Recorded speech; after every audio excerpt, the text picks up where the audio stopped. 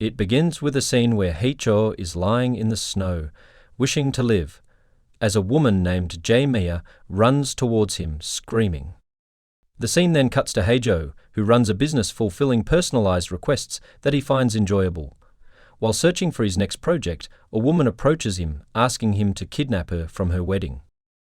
Despite his partner Jiho's objections, since the woman's fiancé is a gang boss, Heiho agrees. On the fateful day, Heiho crashes the wedding and steals the bride on his motorbike. As they flee together, Heijo recalls his past, when he was abandoned by his parents. Overcome by the memory, he loses focus and crashes the bike. He wakes up in the hospital to find the woman has already run off to the airport. It's revealed that she robbed the gang boss of his money and had planned the entire escape. At the hospital, Heijo learns he has inherited a rare brain disease from his biological father and has only 3 months left to live. Meanwhile, we meet Jae-mi, who is believed to be 8 weeks pregnant, at a jewelry store to get her groom's family heirloom ring fitted. Later at the gynecologist, she discovers her groom had lied about the pregnancy to gain approval from his 500-year-old family, which places great importance on lineage and legacy. Soon after, Jae-mi learns she's experiencing early menopause, causing her to lose control in a fit of distress. At the hospital, Hye-jo chances upon her tantrum and learns about her situation. Here we find out the two were in a relationship for 3 years before breaking up, as Jae-mi wanted children while Hye-jo did not. Back at her in-laws, Jae-mi is terrified, worrying about the consequences when the family discovers she cannot bear an heir. She tries to run away at night, but hesitates and stays. The next day, she appears cheerful as she prepares for her wedding, while Heijo decides to close his business and leave to find his biological father, feeling angry about his predicament. Meanwhile, the gangster refuses to believe his fiancée planned the escape, so he decides to pursue Heijo to make him pay for stealing his bride. Heijo ends up at Jamie's wedding, intending to convince her to leave with him. It begins with a look into Heijo's story. His so-called parents had him after a long struggle, eventually conceiving him through IVF after his father recovered from cancer. Heijo was cherished deeply. However, his world shattered at the age of 8 when his parents discovered that the clinic had made a mistake, and Heijo was not actually his father's biological child. Both parents rejected him, and after enduring this for some time, Heijo eventually ran away. Heijo tells his story to the patients at the clinic, eventually threatening the doctor into giving him information about his birth father. Next, we see Heijo at Jamie's wedding, where the scene shifts to her groom, Eo-hyung, entering her room and coming across Heijo. Heijo lies, claiming to be Jamie's friend from the orphanage. While Jamie tries to get Heijo out of the house before meeting with Hyung, Heijo ends up kidnapping her and Jamie accidentally knocks her head in protest, falling unconscious. Chaos ensues at Hyung's family. One of the family employees had seen Hyung kidnapping Jamie and informs Hyung's mother, the family head. Yeho now has 2 people chasing him, as a gangster has captured Giho and forces him to track down Yeho's location. Meanwhile, Memi makes several hilarious attempts to escape, but they all fail. It's revealed that it was Hyung who had kept Heijo from leaving by lovingly gifting her a beautiful pair of shoes for their wedding, and Jamie made him promise to find her if she ever tried to run away. Heiho and Jamie arrive in an empty town to change clothes, where Jamie tries to contact Hyung using the shop owner's phone. Later, we find that she successfully sent a voice message to Hyung with her location, and Hyung sets off to find her without informing his family. Jamie and Heijo then eat dinner at a restaurant, where Heijo secretly plucks a strand of the owner's hair and sends it for paternity testing through his shady contacts. Later, Heijo realizes he has lost his wallet and asks the owner if they can spend the night. They are able to secure a room for free. As they talk, Things become awkward when Jamie reveals that she once wanted to stay with Heijo. When Heijo falls asleep, Jamie tries to escape, but hears him mumbling, "Don't go," in his sleep. A flashback where Heijo dreams about an encounter with his parents, who had abandoned him. He once had an accident with his former father, and we learn that the couple had moved on and had another child. This is when Heijo wakes up and comically ties Jamie up in the room. While Heijo meets his contact to conduct a paternity test, we discover that he has a list of 5 potential candidates who could be his father. In earlier days, sales representatives from pharmaceutical companies used to donate their sperm in exchange for clinics purchasing their drugs. Back in the room, Heimi attempts to run away, but to no avail, as Heijo arrives before she can leave. As the two remain awkward due to Heimi's embarrassing confession, we find out that Heijo and Heimi first met on the same day he encountered his former family. Since she had been kind to him, Heijo finds her the next day at her daycare job and asks her out, marking the beginning of their relationship. The following day, Hyung ends up at the police station searching for Jamie, plastering the town with posters of her. Meanwhile, the gangsters are on their way to find Heijo, thanks to Jiho tracking him through his phone. Amidst this chaos, Haechul reveals the true nature of the restaurant owner and his potential father's family, as the owner's sons begin to fight over inheritance. The owner reveals he had known about the situation all along. Heijo then receives the paternity test results, learning that the owner is not his father, so he prepares to leave with Jamie. At this moment, Heijo sees Hyung approaching and once again kidnaps Jamie, just as Hyung, the police, and the gangsters converge on the restaurant. The police arrest the gangsters while Hyung chases Heijo in a police car. He catches up but accidentally tases himself and passes out. Heijo also loses consciousness due to intense pain in his head as the police finally catch up. The next thing we see is Heijo waking up alone with no sight of Jamie. Meanwhile, Hyung is put behind bars along with the gangsters. John, one of Hyung's mother's men, picks Hyung up from the police station, and we learn that Heijo stayed with Heijo. She begins to weep as Heijo sits beside her and blames him for all her problems, saying she couldn't have children even before her condition worsened. She tells him that either one of them has to die for the other to survive, and seeing her in pain, Heijo agrees to die in exchange for Jamie staying with him until the end.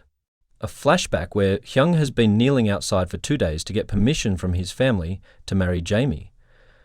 Jamie arrives at the house to stop Hyung and protect him from his mother's wrath. At this moment, Hyung claims that the couple is pregnant, forcing his family to agree to their union. The scene cuts to the point where both Hyung and Heijo are unconscious. Jamie apologizes to Hyung as she hides Heijo. She later reveals to Heijo that she wasn't sure if she would be happy knowing she'd put a stop to Hyung's 500-year-old family legacy. She then calls Hyung, who is still at the police station, intending to tell him she lied to him, but she is cut short when Heijo arrives and takes her. Heiho convinces Jamie to wander with him for a while, searching for his biological father. Meanwhile, through John, Hyung's mother tries to quietly resolve Jamie's kidnapping to avoid malicious rumors about the family and against Jamie. With John's help, Hyung discovers that Jamie lied to him as he flips through pictures of her eating with Heijo. He becomes even more determined to chase Heijo, and with John's help, spots the two through a network of CCTVs. While all of this is happening, after the police release the gangsters, Kyoho learns Heijo's location thanks to his contacts, and his team sets off to find Heijo. Elsewhere, Heijo and Jamie take a train to Busan. Heijo picks up some money and also finds out that Giho is chasing him with the gangsters through a voice message Giho left him. So he destroys his phone with a hammer, and they reach a mountainous area to meet the second candidate, who might be Heiho's father. The man and Jamie immediately hit it off, with Jamie disclosing her struggles. He helps cheer her up, while Heijo drops off a sample for the paternity test. Heimi's story about her failed attempts to get adopted.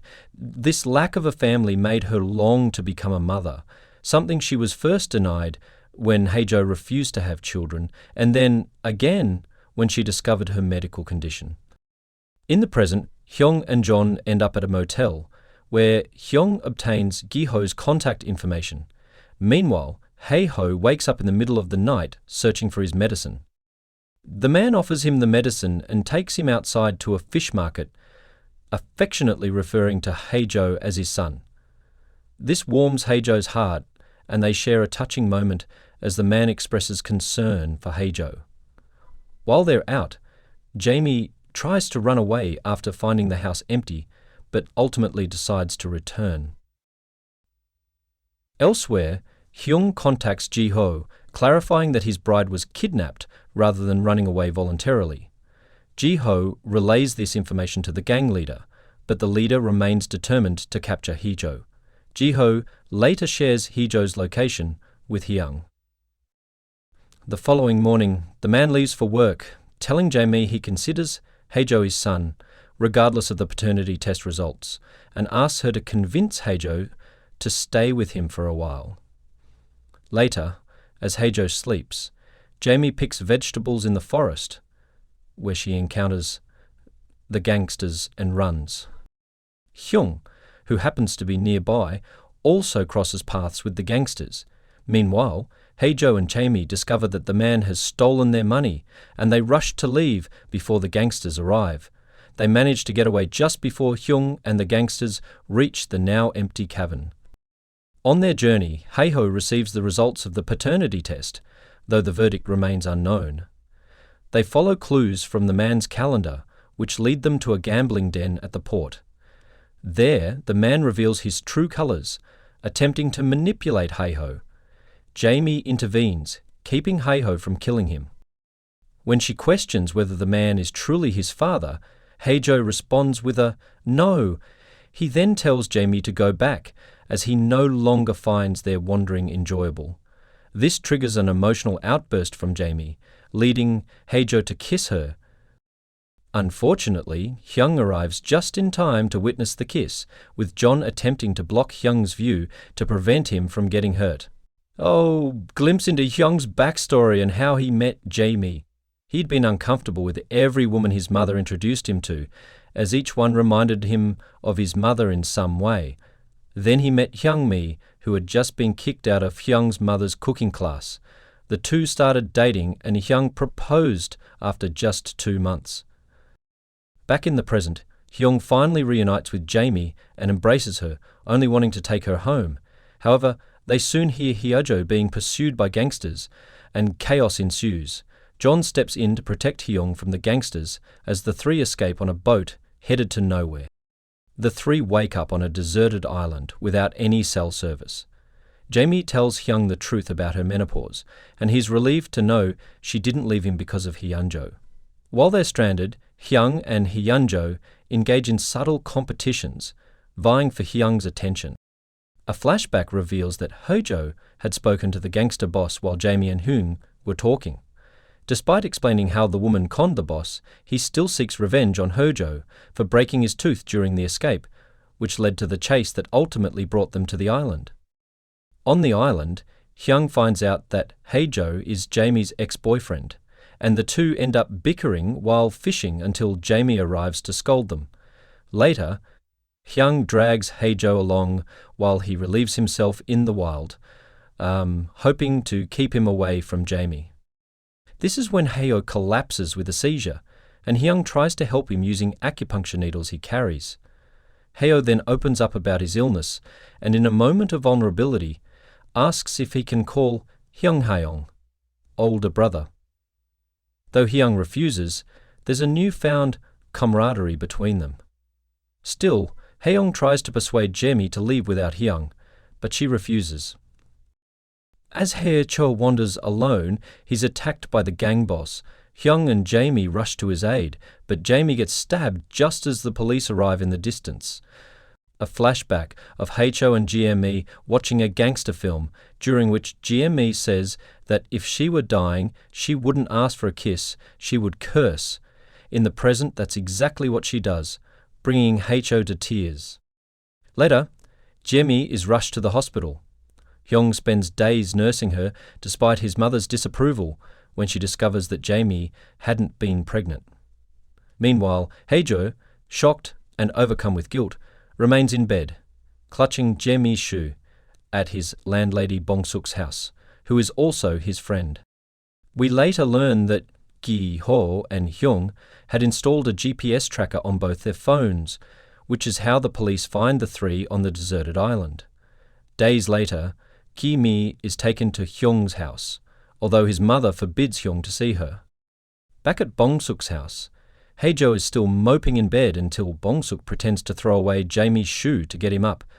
It's revealed that Jamie had cherished the shoe since she'd saved it from being abandoned by everybody else, just like she and Haejo.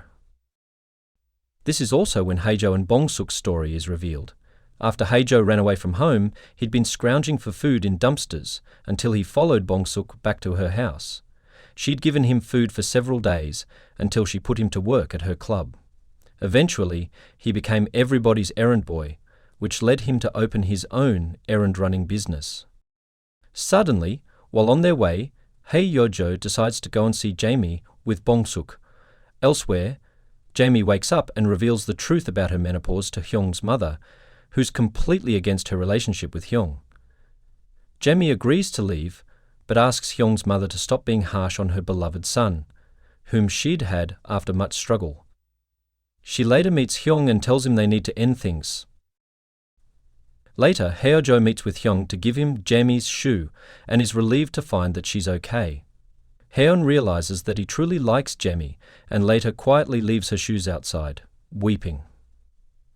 The next day, Jamie leaves his house wearing the shoes and ends up at Haejo's place, finding him half-naked around Bong-suk. She enters, and it seems like she kisses Haejo, but soon we realize that she's actually bitten his nose. A flashback right after Haejo and Jamie broke up. Haejo tells Bong-suk that people leave others because they don't care about them anymore, not out of love. The scene cuts to the present, with Hae-mi biting Haejo's nose. The entire scene is pure chaos. When everybody finally calms down, Haejo leaves Jamie alone on the street again, telling her to go back to where she came from. She's heartbroken, and Haejo returns and weeps with Bong-suk by his side, confessing that he abandoned Jamie again. In a flashback, we see Hyun quietly sitting and hiding as Jamie left his house, letting her go out of his love for her. It suddenly begins pouring, and after 30 minutes of drama, Haejo goes looking for Jamie and finds her at the errand house. She'd waited for him to find her, just like she did when they first broke up. Haejo finally caves in and kisses her. The couple finally reconciles as Jamie reveals that she'd found their couple rings that Haejo had kept inside his fish tank. In another flashback, we learn that Jamie did not know her real birthday, so she celebrated her birthday on a random day every month. This is when Haejo gifted her the couple rings, promising to find out her real birthday.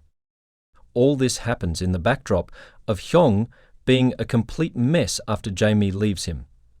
Meanwhile, Gi-ho sets Haejo up with his half-sister, who turns out to be the girl who'd put in a request to find her brother. Gi-ho learns that her parents are getting a divorce and her father isn't very interested in her. But she still loves him for giving her life is fun. Later, Hye-ho tracks Haejo's third biological father candidate, and it turns out to be a company owner. As Haejo goes back home, he forgets the apartment password and waits for Bong-suk and Jamie to return, who are on a mission to get Bong-suk's money back from an employee who'd stolen from her. A little while later, Haejo collapses in front of Jamie and Bong-suk while Hyung runs away from home. A flashback showing how Jamie was once scanned by someone posing as her aunt to extort money from her. Thankfully, Haejo had managed to get it back for her. The scene cuts to Haejo and the hospital as Bong-suk and Jamie finally learn about his terminal illness. While Haejo is unconscious, Jamie decides to fulfill his wish to find his birth father and causes a commotion trying to obtain a DNA sample from the company owner. Eventually, she succeeds in getting the sample and sends it in for a paternity test.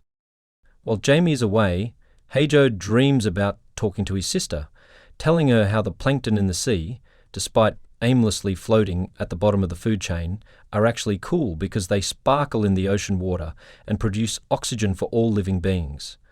In the dream, he says goodbye and decides to go be with the plankton in the sea, just as Haejo experiences cardiac arrest in real life.